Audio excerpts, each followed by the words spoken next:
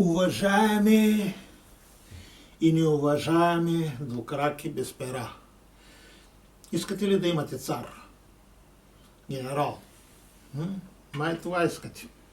Някой, който да казва и ви да изпълнявате. Може и да си го получите. В много страни ръководителите им са несменяеми. Или са направили така. Но ето, че Орбан падна и Тръмп също ще падне. В Америка има разумни хора, които виждат, че е идиот. Един дърт идиот. И така, какво искам да ви попитам? Съгласни ли сте да няма праг при избора на парламент? 4% праг. Ако няма 4% праг, тези, които останаха под него, щяха да имат днеска 44 депутата, разпилени между всичките партии, които са минали 0,40 и нещо от гласовете са събрали. Румен Радев и регресивна България, Чалгария, щяха да имат 100 и нещо, 107 примерно. Продължаваме промената и ГЕРБ по 30. При тая система, каквато има и в Холандия, мисля, че в Дания и в някои други страни, просто няма праг. Щом събереш за един депутат от цялата страна, по пропорционалната система имаш един депутат. При 3 милиона и 200-300 хиляди, колкото са гласували, някъде 13-14 хиляди избиратели са избрали един от тези 240 главанаци, които ще бъдат в следващия парламент, който скоро ще се конституира. Значи всеки, който е събрал независим кандидат или партия, е събрала поне 14 хиляди, би трябвало да има поне един депутат. Има умни хора, които говорят глупости, например, че ще се напълни парламента с говорещи глави, ако няма дискриминация на независимите кандидати. Заинтересувайте се какви са изискванията, колко подписи трябва да събере един независим кандидат. Освен инициативния комитет, за да са, не да се класира да влезе в парламента, а изобщо да влезе в играта. За една партия са нужни 2500 подписа, доколкото знам. Някои събират по 3, 4, 5, 6 хиляди подписа, за да покажат, че има кой. Но я ги разделите на 31 или 2 ли бяха многомандатни избирателни райони. Разделете ги колко са. Примерно 3200 по 100. 100 подписа на един многомандатен избирателен район, като Русе, например, или 23 или 4, 5 или бяха в София. Това не е нищо. Докато един независим кандидат трябва да събере 1000, но не повече от 1%. Тоест, като стигне 1000, няма нужда. 1%, но не повече от 1000. Така беше казано в закона. Но после, за да се класира, той трябва да събере много повече, отколкото ще влязат някои партийци. Дори да събере 13-14 хиляди, пак не е сигурно дали ще влезе. Трябва всичко да бъде справедливо. Иначе, както казват някои хора, за какво, кажи бе писано, за какво ще ходим на избори, като ако те решаваха нещо, ще да ги забранят. Нещо такова беше. Тъй.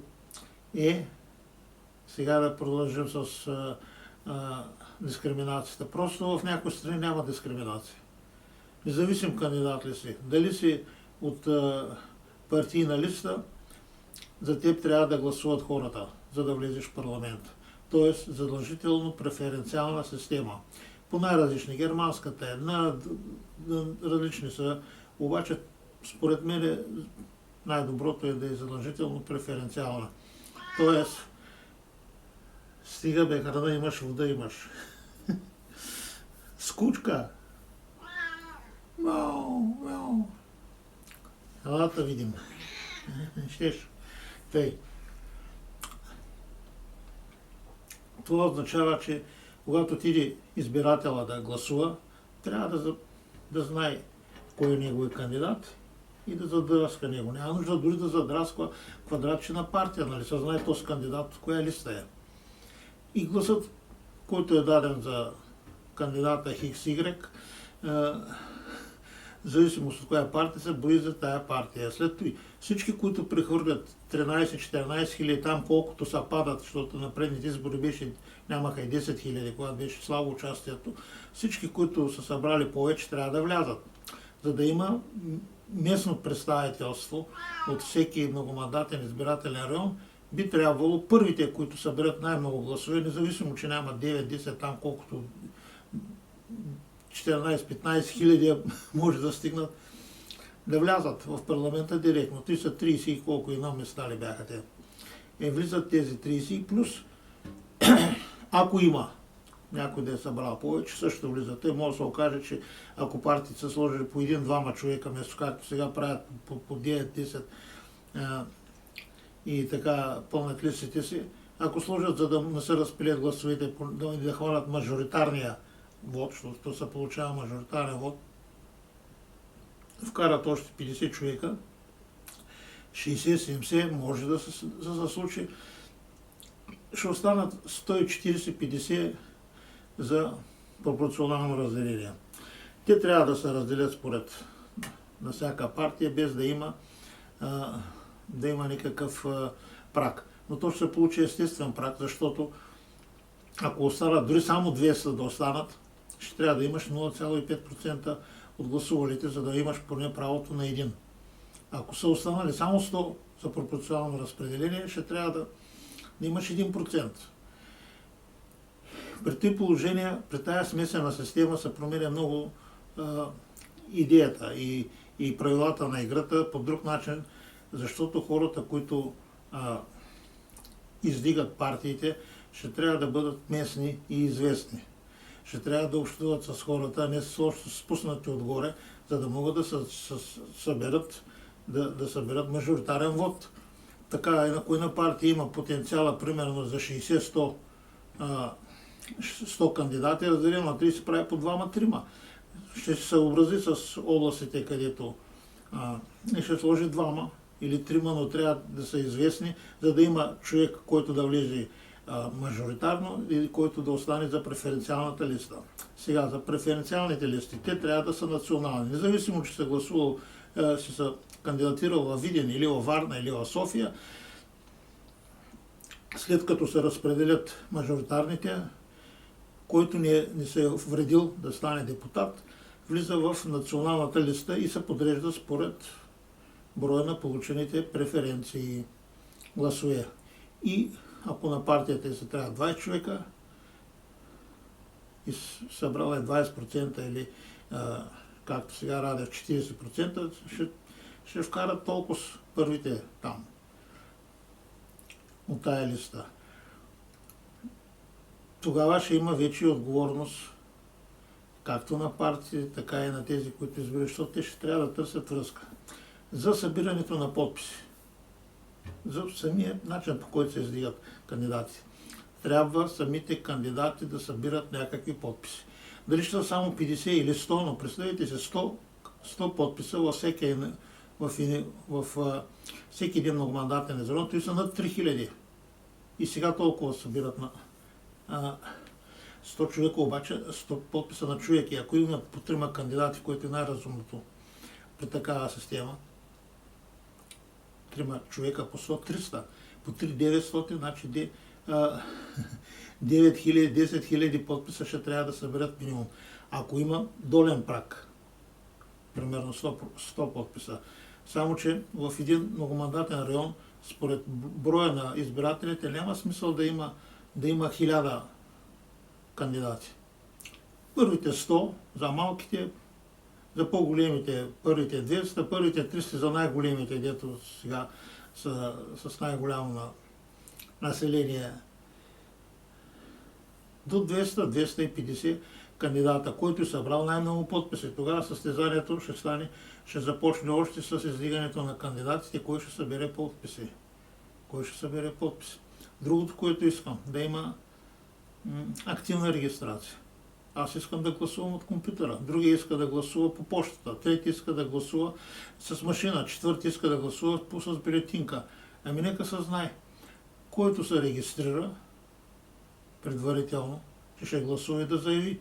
Който иска като мене, ще се даде почтата, ще даде телефона, пик-мик, там каквото трябва, за да получа и един линк, откъдето да вляза, да си гласувам. След известно време да получа СМС, за да го потвърдя, за да не може някой да ми седи на главата. След това да мога пак да вляза и да се променя подписата и че да стане невъзможно някой ти виси на главата и да ти диктува. Ако искам по почтата, ще си дам адреса, ще дойде плик с писмо вътре с бюлетинката, ще я попълня, сложа, ще я пратя по почтата. Ако искам да гласувам с машина, няма да има нужда да ми носят толкова и да печатат толкова бюлетини. Ако искам бюлетина, ще има и бюлетина. И тогава секциите, както в Сливополе имаше в училището, тук 2 секции, едната ще е с машина, другата само с машина, другата секция само с бюлетини, ако трябва. Има начин да се решат всички въпроси разумно и да се организират изборите по такъв начин, че да се повиши доверието. За да има всеки път поне 50-60% гласували и да няма много измами. Не да зависи само от полицията. Защото който не се е регистрирал и не е заявил как иска да гласува, не може да му отнемеш правото на глас. Той нека да отиде в тази секция. Обаче да се плати. Да се плати. Особено ако е за бюлетини. По-високата цена. Примерно 20 евро за машина, 50 евро за бюлетина. Тези бюлетини струват пари. Сумата и хартия се произвежда, печатат се и сега ще се изхвърлят. Те за следващите избори не стават. Да се намалят разходите. Друго, което искам да кажа е за самата организация на обществото, което иска обаче не може да се промени от обикновено народно събрание, ще трябва Велико народно събрание. Да се премахне институцията служебен кабинет и президент, дори ако трябва. Страната може да бъде разделена на зависи през колко години, например на 3. Северна България има толкова, сколкото 2 пъти по-малко население, брутен вътрешен продукт и територия, вече не знам точно колко, отколкото примерно Южна. И на част е Северна България, Южна България разделена на 2 части, приблизително равно като население, брутен вътрешен продукт и така нататък. Защото ако направим на сметка, население плюс територия плюс брутен вътрешен продукт като проценти, вземем от Статистическия институт, може да разделим България на 3 равни части дори. Приблизително по области, както са. И на всеки 2 години в една от областите да се прави частични избори за Народното събрание. Както примерно в Конгреса на Щатите, Сената, горната камера, се избират, сега на есен ще избират и на 3-та. Приблизително, защото те не могат да се раздели числото точно на 3. И на 3-та, след 2 години, на редовните президентски избори, още и на 3-та, на другите още и на 3-та и така за 6 години те ще се обновят. Мандата са 6 години. И по този начин мандата на всеки народен представител ще е 6 години. Не 4 или ако предсрочни, не се знае колко, и може и на година да няма. И за да няма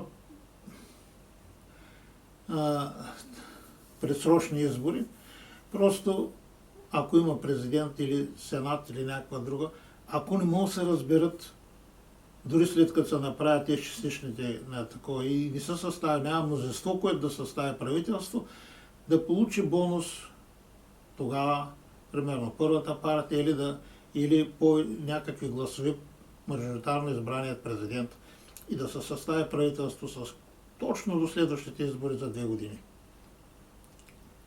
И край. Избори ще правим най-често на 2 години, в четните години.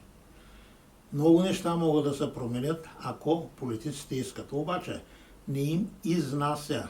Не им изнася, например, да събират всеки лично подписи. Не им изнася да падне прага. И той не им изнася. Не им изнася да няма дискриминация на независимите, щяло да има говорещи глави. И така се получава, че правилата, по които ги избираме, си ги пишат те. А те си ги написат в своя полза, който смята, че се спечели от определени правила. И ги пишат точно преди изборите. Затова е хубаво сега, след като се конституира, като се събере този парламент, първата му работа да бъде правителството, бюджета, Висшия съдебен съвет и избирателния закон, който евентуално при това мнозинство изборите ще бъдат след 4 години. Да започнат да го работят. Някой трябва да ги натисне. Има ли такива хора в България, които искат да ги натиснат и да бъде избирателният закон справедлив? Да няма дискриминация, всички да гласуват по преференции и да влизат тези, които са в парламента, които са получили най-много преференции. Да има мажоритарен елемент. Има ли такива? Това искам да попитам.